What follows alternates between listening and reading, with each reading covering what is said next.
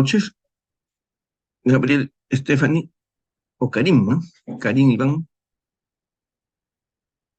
si fueran tan amables, abran su cámara. Abran su cámara para empezar la clase. Es 40 minutos solamente un repaso de los principios básicos de extracción. Vamos a esperar a Victoria, que esté entrando. Y qué bueno que quieran aprender. Eso es lo bonito. Edson está entrando. Abran su cámara, por favor, chicos. ¿Cómo estás, Victoria? Abran su cámara. Gracias.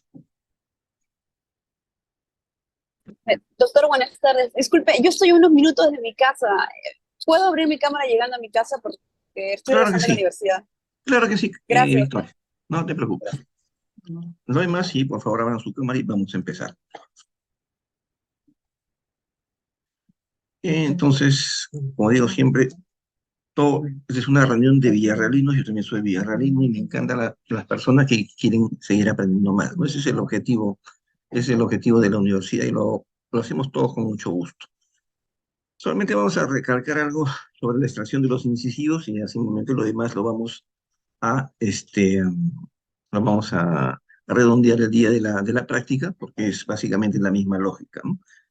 Recordarles algunos principios básicos de los cuales vamos a mencionar como por ejemplo anatomía dental, ¿no? No de la perspectiva de lo que hacen en el curso, ¿no? Porque no es el objetivo que sepan anatomía dental para ver cuál es la forma de los dientes, sino básicamente aplicar estos conceptos para que puedan coger al diente y lo puedan extraer sin dificultad, ¿no? Tener en cuenta que para la extracción de dientes unirradiculares, el concepto varía un poquito en cuanto a la técnica quirúrgica de extracción con respecto a los dientes multiradiculares, ¿no? Pero en principio tenemos determinados tipos de aditamentos, instrumentos o forceps, que ya los hemos revisado en la teoría, ¿no? Pero en donde con mayor cuidado en la zona anterosuperior, la extracción debe tratar de conservar los tejidos blandos que van a ser fundamentales después para que construyan ustedes o elaboren su futura prótesis dental, ¿no? Pues será pues una prótesis dental sobre dientes naturales o sobre implantes, no lo sé, ¿no? Ese es otro tema. El asunto es que tenemos que tener mucho cuidado de conservar primariamente los tejidos blandos, así como la cresta ósea, ¿no? Ya les he mencionado también que estos dientes unirradiculares, no por ser unirradiculares, son completamente rectos, tienen distintas curvaturas, ¿no? Sobre todo a nivel apical, y que ya la sensibilidad que van a tener, van a adquirir ustedes en sus manos o con sus manos al momento de la extracción va a ser fundamental para que hagan determinado tipo de movimientos, ¿no? Pero lo que sí es cierto es que deben de tener en cuenta que los dientes anteriores, superiores, sobre todo los centrales, podrían tener algún tipo de dilaceración, ¿no? O sea, de curvatura, y eso podría tener la posibilidad de que el diente se rompa durante la extracción. Por eso tenemos que tener en cuenta que el diente es una estructura tridimensional y no es lo mismo extraer un diente entero, intacto, que extraer un diente que se ha fracturado, ¿no? Las razones por las cuales los dientes se extraen, y ustedes saben, es por traumatismo o por infección, ¿no? Que es muy grave, muy severa y que ya no permite mantener el diente en boca, ¿no? Y en el caso de los incisivos laterales, nosotros ya hemos dicho que existen en realidad 32 forceps, ¿no? Es decir, uno para cada diente, pero que al Perú solamente llegan unos 5 o 6 que son los tradicionales que hemos revisado en la práctica. Hay algunas variaciones anatómicas, sobre todo en el incisivo central, como repito, y los vamos a tener que identificar al momento de hacer la extracción. En cuanto a la anestesia para la extracción de los dientes anteriores, recordar lo que ya hemos hecho durante todo el ciclo pasado, que para extraer los dientes anteriores de primer premolar a primer premolar superior, inferior, perdón, necesitamos anestesiar únicamente el nervio mentoniano en el lado donde vamos a extraer la pieza dentaria. Y también tenemos que anestesiar el nervio lingual por la parte posterior para que durante la maniobra de extracción el paciente no presente dolor en el lado lingual. Pero si optamos, ¿no?, por colocar anestesia troncular, ya no va a ser necesario colocar anestesia en el nervio lingual. Y para los dientes superiores, de primer premolar a primer premolar, anestesiamos al nervio dentario anterior, ¿no? Y anestesiamos al nervio nasopalatino. Ahí no hay ninguna discusión, ¿no? ¿Qué forceps vamos a utilizar para los dientes superiores, primera premolar, perdón, de segunda premolar a segunda premolar? El forceps recto, ¿no?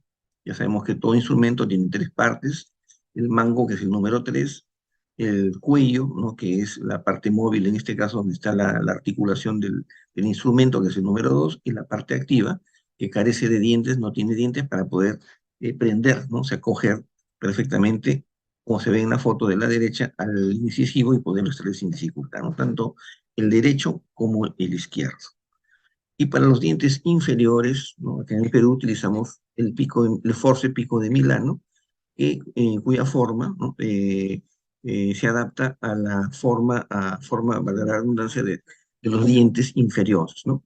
Como repito, en otros medios, o si piden los forces por catálogo, van a tener también ustedes a los forces para premolares inferiores, que son muy parecidos, son iguales en realidad a la forma del pico de Milano, solo que tiene una ligera curvatura entre la parte activa y el mango, ¿no? Pero el resto de la forma es muy parecido. Y hay un force para primera premolar derecha, primera premolar izquierda, etcétera, ¿no? Y cuando tenemos raíces rotas superiores, ¿no? Tenemos que utilizar el force bayoneta. Si tenemos un resto radicular o un remanente radicular inferior uniradicular, no podemos usar el bayoneta abajo. Abajo utilizamos también nuevamente el pico de Milán. El forceps tiene la misión de coger al diente y extraerlos, ¿no? Pero para ello tenemos que hacer una maniobra previa, que es la sindesmotomía, es decir, la separación, el desprendimiento de la encía, para poder introducir el forceps sin dificultad. El botador lo utilizamos también, o elevador, para hacer ligera presión sobre el cuello del diente y producir la luxación. Pero como ya hemos dicho en la clase del día de hoy, como que han estado la mayoría de ustedes, en la zona de los dientes anteros superiores utilizamos más bien la técnica de exodoncia mínimamente traumática, en la que no usamos el botador, sino más bien usamos el periótomo, ¿no? Para poder romper las fibras circulares que rodean al diente y que son las que impiden que el diente pueda ser extraído con facilidad, ¿no? La forma de coger es como lo vemos ahí, claro, sin colgajo, para lograr la luxación y lograr hacer después la extracción del diente. Normalmente los dientes monorradiculares o unirradiculares se extraen con la maniobra de prender, o sea, coger al diente y luego rotarlo simplemente, ¿no? Girándolo hacia la derecha, girándolo a la izquierda, a la derecha, a la izquierda, y así sucesivamente, hasta que finalmente sentimos que hemos luxado el diente y recién lo arrancamos o lo abulsionamos, ¿no? O sea, vuelvo a repetir, los dientes anterosuperiores como anteroinferiores se extraen de la misma manera. Se coge con el diente con el forceps, giramos hacia la derecha y hacia la izquierda, es decir, tratamos de rotar el diente en su propio eje sin jalar el diente, y una vez que lo tenemos totalmente luxado, una vez que lo tenemos libre, recién hacemos una maniobra, que será vestibular o lingual, o a donde el diente pueda salir, pero recién es cuando hacemos la maniobra de jalar el diente para poderlo extraer, ¿no? Primero tenemos que luxar, y la mejor manera es simple y llanamente rotando el diente, ¿no? Para eso, si el diente se ha fracturado, ¿no? Muchas veces no tenemos corona, sea incisivo, central o lateral o premolar, ahí utilizamos el bayoneta. El force bayoneta no solo lo utilizamos para las raíces pequeñas en sí, sino porque el premolar, cuando la corona se fractura en el premolar o cualquiera de los incisivos y aún en el canino, es muy difícil que el force recto pueda coger fácilmente el remanente radicular. Generalmente lo termina de romper o termina de quebrar. Y para evitar eso, más bien utilizamos al forceps tipo bayoneta. Aquí vemos algo, es un resumen de lo que hemos dicho a lo largo de varias clases, ¿no? ¿Qué forceps utilizamos para extraer los dientes superiores? ¿No? En esta figura vemos los dientes superiores y la R corresponde al force recto. Es decir, utilizamos el force recto para extraer de primera premolar, perdón, de segunda premolar a segunda premolar del lado derecho hasta la izquierda. Todos esos dientes incisivos, caninos, o sea, el incisivo lateral, incisivo central, canino, primer y segundo premolar superior, lo extraemos con el forceps recto, ¿no? Eh, ¿Con qué forceps extraemos la molar superior? La molar superior la extraemos con el forceps, que se llama así también forceps para molares superiores, el cual tenemos uno derecho y uno izquierdo, ¿no? Recuerda, el forceps tiene dos lados, el forceps para molares superiores tiene dos lados, uno que no tiene diente, uno que es plano y otro que tiene un diente. El lado que es plano es para la cara, para que coja al diente por la cara palatina. Y el diente, más bien, el diente, el lado que tiene el diente, sirve para que éste encaje perfectamente con el surco vestibular que tiene la corona de los molares superiores. De tal manera que tenemos un forceps para molares superiores derechos y otro para forceps molares superiores izquierdos. Y la C es el cordalero porque la tercera molar, generalmente es el molar superior como inferior, no tienen, o sea, carecen de surco vestibular. Y esto determina que no podamos utilizar el force recto porque está muy atrás y tampoco el force para molares superiores porque lo revienta el diente.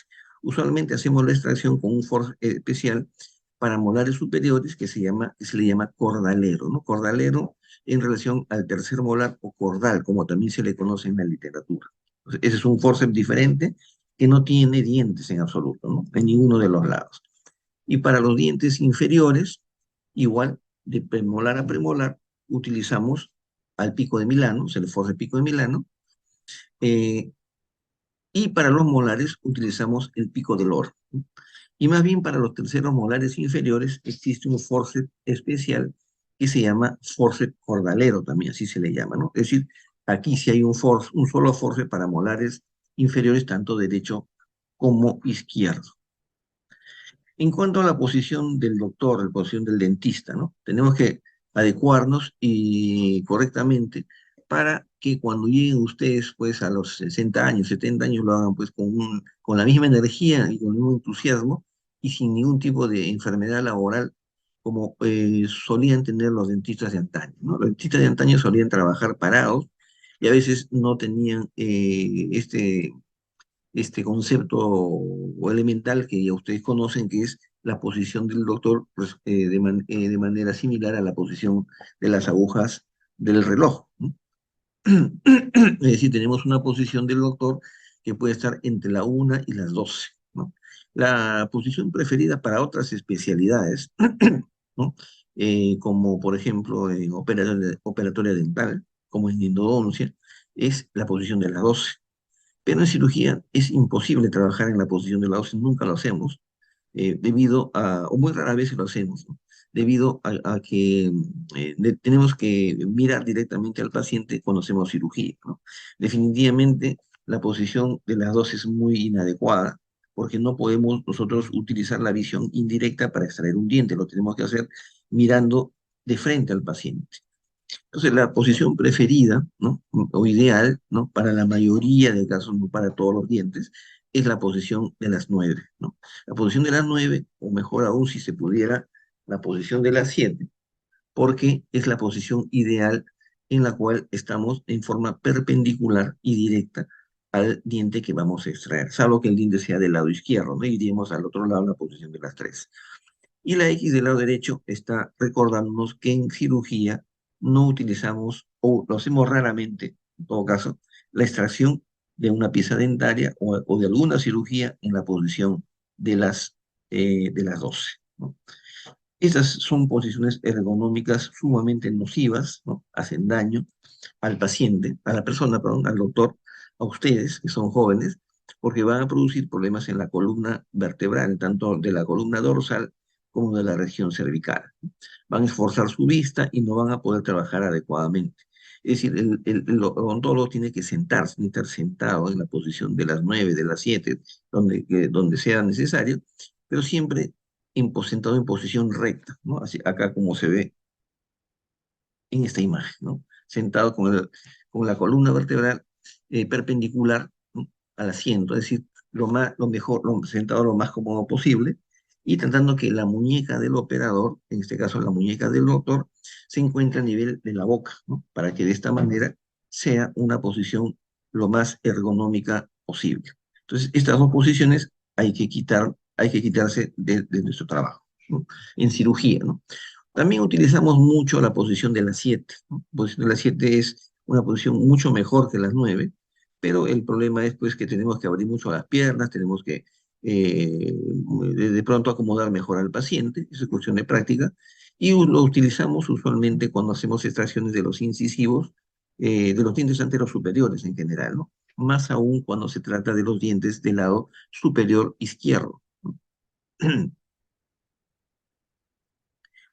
La posición de las 7 y la posición de las 5 la usamos para los premolares inferiores.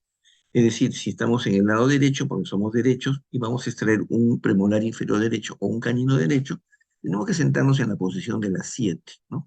Y en la posición de las 5 lo hacemos más bien en el lado contrario, cuando vamos a extraer un diente premolar o un canino del lado izquierdo, ¿no? Y eso no es necesario que se lo aprendan de memoria, sino que se acomoden frente al paciente y se van a dar cuenta que la posición va quedando de manera correcta en forma automática. En cuanto a la técnica quirúrgica, ¿no?, de la extracción de los dientes incisivos, los dientes anteriores en general, tenemos que tener en cuenta lo que ustedes ya han estudiado en el curso de periodoncia, ¿no? En periodoncia les han hablado ya de los distintos tipos de grupos de fibras que conforman el ligamento periodontal, ¿no? Las fibras periapicales, transeptales, circulares, longitudinales, etcétera, ¿no? Entonces aquí lo más importante como concepto para extraer un diente anterior son las fibras circulares, las fibras que se encuentran alrededor del cuello del diente y que son aquellas que nos van a ocasionar nos van a ofrecer más dificultad para rotar el diente, ¿no? Porque por eso le decía, el movimiento es circular, ¿no? A derecha, izquierda, hasta que se rompan literalmente las fibras circulares. Una vez que se ha roto el anillo, el conjunto de fibras cervicales circulares, la extracción va a ser sumamente sencilla, ¿no? Y después ya haremos otros movimientos ya de acuerdo ya al momento, como le decía en la mañana la alumna que está haciendo una cirugía en la mañana, una vez que sientes que el diente se luxó, rótalo hacia el lado donde puedas moverlo más. Y eso ya es cuestión de momento, ya no hay una regla para él. Solo hay una indicación o una recomendación al inicio de la extracción en donde tenemos que coger al diente con el forceps, empujar hacia apical y rotarlo lo más a la derecha y lo más hacia la izquierda hasta lograr que se rompan esas fibras circulares y el resto es mantequilla, ¿no? Sea un diente posterior también, ¿no? Cuando tenemos que extraer un molar superior, solo que en el molar superior, ¿no? Los molares en general, al haber mayor superficie radicular, habrá que hacer pues un esfuerzo adicional con otros movimientos de la muñeca también para poder luxar al diente y luego poderlo extraer, ¿no? Otro detalle importante es que estas fibras circulares van a ser rotas o deben ser rotas con el periótomo, ¿no? El periótomo tiene la capacidad de introducirse por debajo de la encía y por debajo de la cresta ósea alveolar. ¿Para qué? Para que rompa las fibras circulares y para que la extracción, que durante la extracción no se rompa, no se fracture el hueso cortical que se encuentra en el cuello del diente, ¿no? Ese es el más importante hueso cervical o el hueso crestal, como también le llaman, que tenemos que tener que conservarlo, porque cuando vayan al curso de implantología le van a decir que van a colocar un implante en mejores condiciones cuanto mayor volumen de hueso exista. Y para conservar ese hueso, perdón, para lograr eso, es necesario que hayan conservado lo mejor posible esa cresta ósea, ese hueso crestal, durante la extracción. La extracción en general tiene tres momentos entonces, ¿no? La aprehensión, o sea, coger al diente; la luxación, que significa romper las fibras del ligamento periodontal, si es posible todas, ¿no? El diente está libre, pero todavía no ha salido del alveolo; y la abulsión, que es el tercer momento en el cual nosotros recién extraemos o arrancamos el diente del interior de su alveolo dentario, ¿no? No podemos esperar una abulsión si no hemos hecho una buena luxación de las fibras periodontales, ¿no? Usualmente cuando empezamos a hacer cirugía, extracciones simples, ¿no? Cuál es el objetivo de este curso, cometemos el error o la imprudencia de coger al diente, prender adecuadamente y luego quererlo arrancar inmediatamente, ¿no? Y cuando queremos hacer eso, el diente no se mueve o simplemente el diente se fractura o se termina de romper, ¿no? Por eso es que tenemos que tener mucha paciencia, uno, y dos, tener la habilidad de poder percibir a través de a través del instrumento lo que sus manos deberían sentir, ¿no? El instrumento es, o los instrumentos son los dedos del cirujano, ¿no? Es decir, nosotros no podemos coger al diente con nuestra mano, cogemos el forceps, pero a través del forceps tenemos que sentir, no es un trabajo de tosquedad, no es que los hombres, los varones, tenemos más ventajas sobre las mujeres, ¿no? Para poder hacer una extracción, no, esto no es cuestión de fuerza, es cuestión de fuerza, sí, en algunos casos, pero básicamente es un tema de habilidad, ¿no? Y de sensibilidad de las manos y de los dedos y de utilizar también el instrumental adecuado. Entonces, acá están resumidas, ¿no? Los movimientos. Yo diría que los de abajo son los más importantes, es decir, prender bien al diente, el D, luego rotarlo completamente hacia la derecha, rotarlo a la izquierda, a la derecha, a la izquierda, pero empujando el diente hacia picada, ¿no? Y luego, una vez que lo sentimos totalmente movido, una vez que lo hemos luxado, recién arrancamos el diente y no deberíamos tener ningún problema después de la extracción o para la extracción, ¿no? En el incisivo inferior o los dientes inferiores, a veces sucede que la rotación no es suficiente para abulsionar el diente. Rotamos el diente, lo tenemos libre, ¿no? Es decir, lo hemos luxado en un gran porcentaje, pero el diente no sale. Es decir, en los dientes inferiores, anteroinferiores, una vez que el diente lo tenemos rotando fácilmente, tenemos que hacer un movimiento en balance, un balancín hacia vestibular y hacia lingual, hacia el lado donde cede el diente y luego proceder a la extracción, ¿no? A proceder a la abulsión. Es decir, mientras que en la técnica para extraer los dientes anteros superiores es prender el diente, rotarlo, pero rotándolo, empujando hacia el apical y luego arrancarlo, en el inferior casi siempre tenemos que añadir un movimiento hacia vestibular o lingual antes de poder arrancar el diente. Si nosotros nos apresuramos y queremos arrancar directamente de frente el diente y lo empujamos hacia vestibular o lingual, simplemente el diente se va a romper, el diente va a estallar. Entonces hay que tener un poco de paciencia hasta que nuestra mano se acostumbre y nos demos cuenta que hemos hecho el procedimiento correcto. Durante la extracción dental, ¿no? La extracción dentaria, el apiñamiento de los dientes puede dificultar la extracción, ¿no? Es decir, el botador no ingresa, el forceps no ingresa, ¿no? Y hay que tener mucho cuidado porque podríamos luxar algún diente vecino, ¿no? Y a veces un movimiento muy tosco, ¿no? Puede ocasionar la pérdida de dos dientes en lugar de uno. Vamos a ver algunos casos para redondear esta idea. Entonces, cuando tenemos dientes unirradiculares en el maxilar superior, ¿qué hacemos? Primero decolamos la encía, ¿no? Decolamos la encía con el periótomo y luego, una vez que vemos que el periótomo se introduce fácilmente en proximal y sobre todo en vestibular, recién procedemos a coger el forre para rotarlo y luego arrancar el diente de su sitio. Ese es el movimiento básico para los dientes anterosuperiores. Y después de extraer, ¿qué tenemos que hacer? Tenemos que hacer una limpieza del alveolo dentario, porque generalmente los dientes se extraen por infección, ¿no? Las causas las razones por las cuales se hace extracción son tres. Una, por infección, que es la más común. Dos, por trauma, es decir, el paciente se golpeó y se rompió, se fracturó una parte importante del diente. Y tres, una indicación del ortodoncista para extraer un diente que está sano, pero que no es, pero que interfiere, ¿no?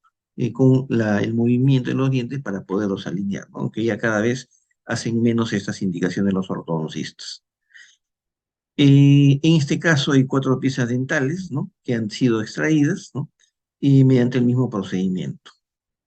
Es difícil hacer la extracción de cuatro piezas en conjunto, como dijimos en la mañana, porque cada diente tiene un eje axial distinto, aun cuando sean monorradiculares, aun cuando sean dos incisivos centrales, ¿no?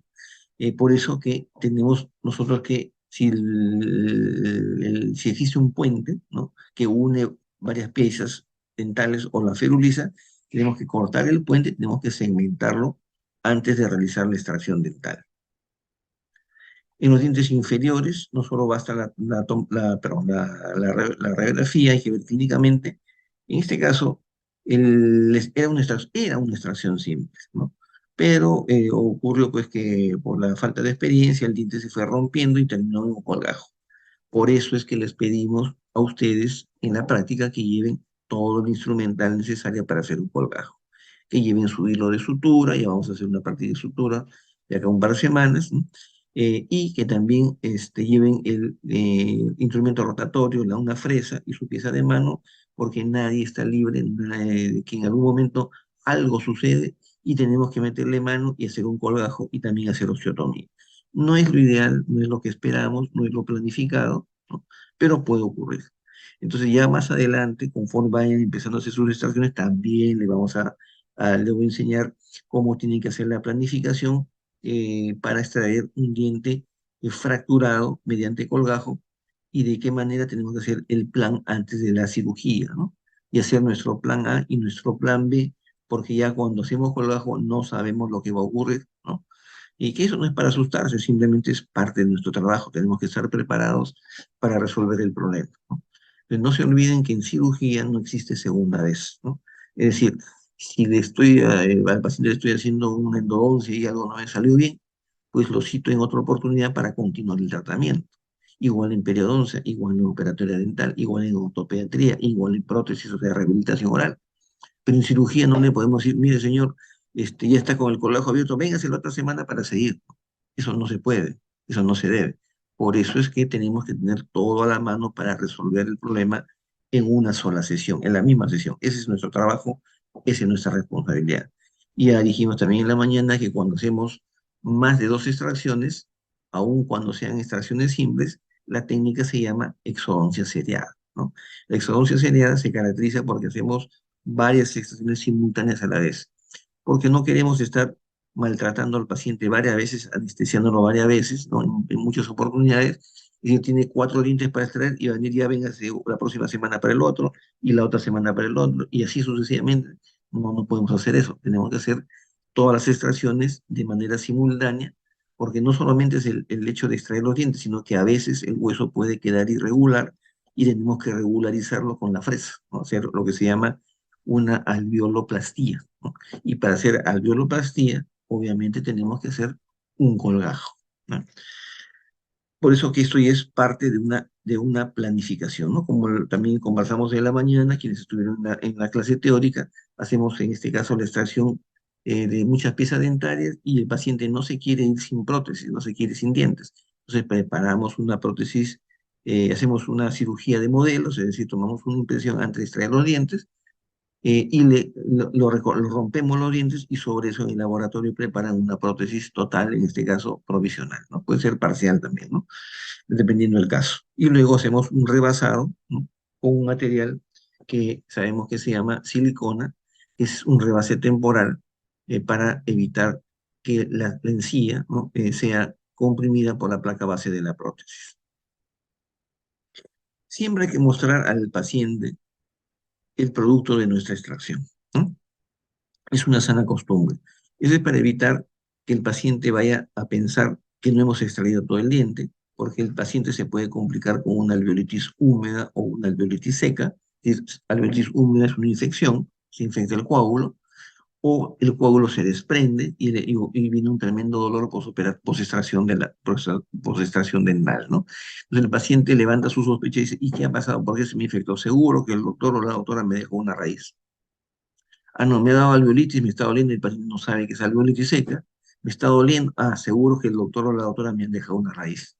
Pero si nosotros le mostramos la raíz y guardamos la fotografía de esa raíz o de ese diente que hemos extraído, al paciente no le va a quedar ninguna duda que hemos cumplido cabalmente con nuestro trabajo. Habrán otras razones que habrá que buscar, ¿no? Tiene que volver donde su doctor, pero habrá que buscar otras razones para poder entender, para poder explicar al paciente y nosotros también qué es lo que ha sucedido, por qué se ha producido esa complicación, ¿no? Como conclusión general, ¿no? Tenemos que la extracción tiene que ser indolora, lo más valioso, lo más agradable. Ninguna extracción es agradable, pero lo menos desagradable para el paciente es irse sin dolor, ¿no? Hace muchos años un profesor antiguo, ¿no? Y para descanse, me dijo, Raúl, si tú quieres tener muchos pacientes, el paciente, como me dijo, los mejores pacientes ingresan después de una extracción, ¿no? Y después de una extracción sin dolor. Estamos hablando de hace 40 años, ¿no? Bueno, lógicamente los pacientes no ingresan necesariamente por eso, pero si vamos a hacer una cirugía de extracción simple, tenemos que esperar que el paciente se vaya contento, satisfecho, sin dolor y sin complicaciones, ¿no? La ergonomía es importante porque no hablamos de la salud del paciente, acá en ergonomía nos estamos refiriendo, o me estoy refiriendo a la salud del dentista, ¿no? Que no ocurran las enfermedades laborales. ¿Qué son enfermedades laborales? Aquellas que son consecuencia del trabajo diario, en este caso del odontólogo, ¿no?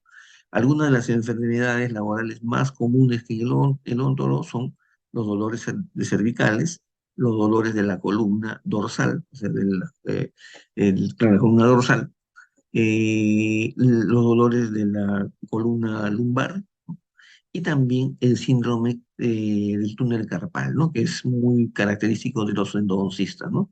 Es decir, el dolor que se presenta aquí en la muñeca, ¿no? Debido a que el endodoncista durante años está haciendo instrumentación del conducto, ahora ya cada vez es menos, como lo hacen con instrumentos rotatorios, pero eso producía una enfermedad o producía una enfermedad llamada el síndrome del túnel carpal, ¿no? Que es bastante común en los odontólogos.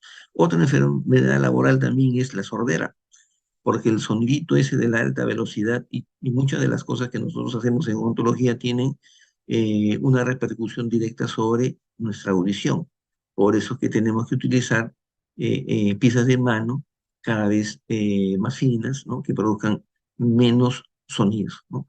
Desafortunadamente, una de las cosas que caracterizan al trabajo del dentista y que no ha podido ser eliminada es ese famoso sonidito que hace la fresa, ¿no? Cuando gira dentro de la pieza de mano y que produce ese sonido, ese chirrido característico que es tan molestoso y que le causa mucho temor a nuestros pacientes. Eso en cuanto a ergonomía. Pero en este caso debemos de manejar principalmente en cirugía el tema de la posición del odontólogo para evitar esas posiciones anómalas o atípicas y tratar de trabajar en forma sentada, ¿no? Luego, la técnica quirúrgica es muy importante porque si tenemos ergonomía, ¿no? Y hacemos un estudio previo, un diagnóstico previo, pero hacemos mal la extracción dental, entonces estamos mal. El objetivo principal o la razón central de una extracción dental es justamente eso, ¿no? Extraer el diente por completo en un solo acto y con el menor daño posible al paciente. Y no se olviden que la radiografía no es una opción, la radiografía es una obligación, ¿no? Es un deber de nosotros tomar una radiografía. En el curso siguiente, en el curso de cirugía bucal, la exigencia va a ser que todos los pacientes tienen que ser evaluados mediante una panorámica, ¿no? Y eso es lo que hacemos en la consulta diaria, ¿no? Nosotros siempre, yo siempre pido una, por lo menos, como mínimo, una radiografía panorámica. Pero en el curso en el que estamos, solo estamos haciendo por el momento la exigencia de una radiografía periapical. Entonces, no hay justificación para no tomar radiografía, ¿no? Yo recuerdo una anécdota de una doctora que me llama, una amiga, ¿no? Durante muchos años, eh, hace muchos años, perdón, y me llamó un sábado en la tarde, ¿no? Como a las 5 o 6 de la tarde, yo estaba comprando con mi familia, ¿no? Y me dice, doctor, estoy desesperada, yo no sé qué hacer, me llamó de Chimbote. ¿Qué pasa? Le digo, lo que sucede es que he hecho una extracción dental, una primera molar superior, y se ha producido una comunicación bucosinusal. Perfecto, le digo, no te preocupes, lo resolvemos, pues le digo, no, no hay problema. No, me dice, ya no está en mis manos. Ha ido a manos de primero de un odontólogo acá y lo ha derivado a un cirujano de cabeza y cuello, un médico, ¿no? Sabe que los médicos de cabeza y cuello y los odontólogos, los cirujanos maxilofaciales, somos algo así como los judíos y los palestinos, ¿no? Algo así, guardando la distancia, ¿no? Porque hay una enemistad, pero que nació no de nosotros los odontólogos, sino de los de cabeza y cuello. Y cuando va donde el médico de cabeza y cuello le dice, bueno, la extracción, el cierre de la comunicación bucosinusal primero, que no te la puedo hacer con anestesia local. Eso tiene que hacerse con anestesia general. Primera mentira, pero ya estaba hecho. Bueno, doctor, hágamelo, pues le digo, ¿y cuándo me va a costar? Bueno, te cobraré 3.500 soles, pues para empezar, le digo, y eso, dice, te hago un favor, ¿no? Doctor, le dice, ¿y de dónde voy a sacar esa plata? Yo no tengo, no te preocupes, le dice el médico. Ándate donde el dentista que te hizo la extracción para que él te pague todo. Así le dijo con ese descaro, ¿no? Eso es antiético, ¿no? Pero ya estaba hecho el daño, ¿no? Entonces la doctora me cuenta eso y le digo, pero siempre hay un argumento para poderse defender, le digo, y ese argumento es la radiografía. Mándame en este momento por WhatsApp la radiografía periapical con la que le hiciste la extracción. Ah, no, doctor, me dijo, no sé, no le tomé radiografía porque pobrecita, mi hija no tiene plata. Y como no tiene plata, le tuve que hacer la extracción sin radiografía. Bueno, pues le digo, pobrecita ahora eres tú, le digo, porque vas a tener que pagar los 3.500 soles. Y se los tuvo que pagar para que la paciente no la denunciara. Entonces, ese es un hecho concreto, ¿no? Es una evidencia clara de que tenemos que hacer la extracción con una radiografía previa y una radiografía bien tomada, ¿no? Estamos en una época en la cual tenemos que cuidarnos mucho, ¿no? Ya ustedes están entrando a otro campo, ¿no? Posiblemente o quizá pues están en la universidad, están bajo el cobijo de la universidad y el responsable de cualquier complicación no es el alumno, sino el profesor. O sea, yo soy responsable de usted desde el punto de vista legal, ¿no? Pero cuando estén trabajando en su consultorio, ya no va a estar el doctor Botetano para ayudarles, ¿no? Y la única manera en que ustedes van a poder sostener, ¿no?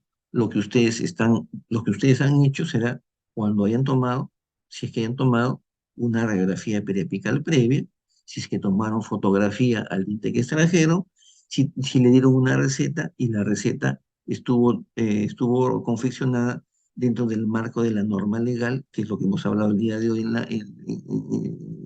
nuestra práctica, y que ¿cómo se llama? La receta médica tiene una forma de ser llenada y no hay dos formas, hay una sola forma. Es decir, no existe la forma más correcta o menos correcta, o es correcta o es incorrecta. Entonces, todas esas cosas tenemos que nosotros ir aprendiendo. Ya tenemos, ustedes están comenzando a asumir una responsabilidad frente al paciente, ¿no? Ya no es como los cursos anteriores, ay, doctor, me equivoqué, bueno, pues sí, doctor. No, ya no. Ahora ustedes están asumiendo también, están aprendiendo a asumir responsabilidad frente a otras personas, que en este caso es nuestro paciente. En cuanto al instrumental, lógicamente, ¿no? No podemos hacer una cirugía si no tenemos los instrumentos adecuados. O sea, no, acá no sé si usarán todavía esa palabra, ¿no? En mi época, cuando jugábamos bolas, me acuerdo, ¿no? Las canicas, ¿no? Con las bolas, teníamos una bola que siempre era la que escogíamos, la lecherita, decíamos, ¿no? Aquella que siempre nos va a hacer ganar el juego, ¿no?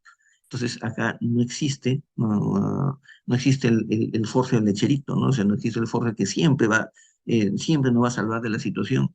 O yo tengo un botador que es mi engreído, dice por ahí alguien, ¿no? Con ese va a salir.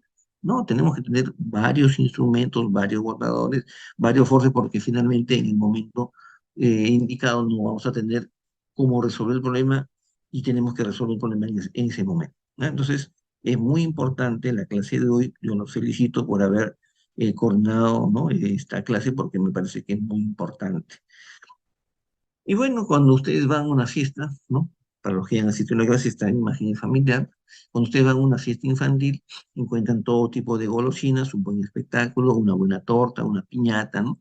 Termina la fiesta, se toman la foto, se van de la fiesta y cuando están yéndose a su fiesta, se encuentran con que no les han dado la sorpresa, ¿no? Qué descuido, qué despreocupación, qué pésima esta fiesta, ¿no? Entonces, pueden haber hecho bien todo lo demás, pero no le dieron la sorpresa. Entonces, la sorpresa para nuestro paciente, no se olviden, es que no se vaya con dolor y que se vaya, y la cirugía, o sea, la extracción sea lo más rápido posible dentro de lo prudente. No queremos un paciente o una paciente como la de la izquierda, queremos que sea un paciente que se vaya contento como el paciente del lado derecho. Nadie se va a ir feliz que les traigan un diente, nadie se va a ir contento porque le han hecho una extracción, pero por lo menos que se sienta tranquilo con el trato agradable que ustedes le dieron y que el paciente no lo esperaba en ese momento, ¿no? Eh, no sé si hay alguna pregunta, ¿no? Esta es la clase que en cierta forma me parece es la más importante y esta diapositiva, la que voy a dejar ahorita en mente mientras conversamos, o algún un punto final, esta, ¿no? Que la deben tener como el Padre Nuestro, como el Ave María, ¿no? Es decir, debe estar en su mente que para determinada pieza dentaria debo ya utilizar determinado force. Y si el diente se me rompe, estamos hablando de los dientes anteros superiores, si los dientes se me rompen, tengo mi bayoneta. Si el diente posterior se me rompe, divido el diente en dos o en tres partes, dependiendo del número de raíces, y hago la extracción mediante un procedimiento convencional. Si no puedo extraerlo, entonces tengo que recurrir a un colgajo. Y en el caso de los dientes inferiores, esos son los forceps, es decir, el pico de Milano para premolar a premolar, el pico del oro para los molares inferiores, para el primer y segundo molar, y para el tercer molar inferior, el forceps cordalero, ¿no? Que es un forceps especial que tenemos que tener cuando hacemos la extracción del tercer molar, ¿no? En este curso no estamos todavía incentivando que hagan extracción tercera molares inferiores, superiores sí, porque es más sencillo, porque el curso está referido a ¿cómo se llama? El aprendizaje el aprendizaje de la técnica de extracción de dientes, extracciones simples, ¿no? Ese es el objetivo central del curso. En la mañana, estaba conversando con Sofía, ¿no? Que fue la que hizo la extracción, y le pregunté, ¿y qué te pareció la cirugía? ¿Qué te pareció la anestesia que has puesto? Y se había percatado que cómo había hecho la anestesia, sí, algo así más o menos, ¿no? Porque le digo, ¿y cómo es que el siglo anterior les parecía que la anestesia era un mundo? Porque era algo nuevo, ¿no? Ahora la anestesia es un pedacito de la cirugía. Ahora lo más importante, lo más trascendente, porque lo están haciendo por primera vez, es la extracción. Pero seguramente yo tengo la seguridad que al final del curso y a partir del año que viene, el semestre que viene, para ustedes la extracción simple va a ser como hacerse una profilaxis, ¿no? Como comerse un pan con mantequilla. Porque así es, ¿no? Cuanto más nosotros hacemos algo de manera reiterada, vamos aprendiendo más. No sé si abriendo su micrófono alguien tuviera alguna pregunta. Fabiola, Victoria, Fabiana, Gibeli, Sebastián o algunos de los alumnos que el día de hoy han entrado. No hay ninguna pregunta. Creo que está claro. Doctor, Sí, buenas noches. Una pregunta, doctor. En el claro. caso de nuestros pacientes, ¿podemos tomar bien la panorámica o la periapical o las dos tienen que estar necesariamente? No, la periapical, pues son estaciones simples. Y en caso La- de ver una radiografía panorámica, si tienes la panorámica, mejor, ok. pero no es una exigencia, no es una exigencia. Yo sé que, por ejemplo, hablé creo, con Sebastián en la mañana y él tenía panorámica. Si tiene panorámica, ya ni hablar, ni hablar. Que está muy bien, ¿no? Pero si no has tomado ninguna y el paciente por el momento no deseas tomarle una panorámica, le puedes tomar una perimetral, ¿no? En realidad la panorámica es mejor porque vamos a ver todo y vamos a encontrar más patología, ¿no? Pero para efectos del curso, no digo que sea suficiente, para efectos del curso solo es necesario la periapical. Pero si alguien tiene ya la panorámica, porque algunos de los pacientes ya están siendo sometidos a ortodoncia, entonces ya tienen la panorámica ya para que se van a tomar periapical. ¿Listo? Entonces, si no hay ninguna pregunta, nos estamos viendo ya el día lunes, no se olviden de hacer la programación. Ya estoy viendo mucho entusiasmo y me parece muy bien, ¿no? Yo creo que el día lunes están los tres turnos, ya están listos en el partidor todos los pacientes, así que esta semana va a ser sumamente interesante para todos, ¿no? Que tengan una linda semana y ya nos estamos viendo la próxima semana en la universidad.